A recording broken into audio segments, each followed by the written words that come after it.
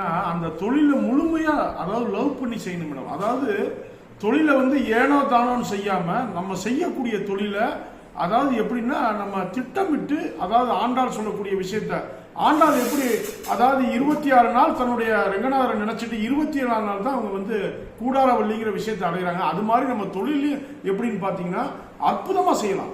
நம்ம தொழிலை முழுமையா லவ் பண்ணி செய்யும் பொழுது நம்ம தொழில ஜம்முன்னு இருக்கலாம். அப்ப நம்ம தொழிலை எப்படி செய்யணும், திட்டமிட்டுக்கணும். எப்படி பணம் சம்பாதிக்கணும், எப்படி நேரம் சம்பாதிக்கணும், எந்த நேரத்தையும் வீணாக்காம 24x7 22x7 உழைச்சாதான் நமக்கு தொழில வெற்றி பெற முடியும். நம்ம யாரையும் ஏமாற்றக்கூடாது மேடம்.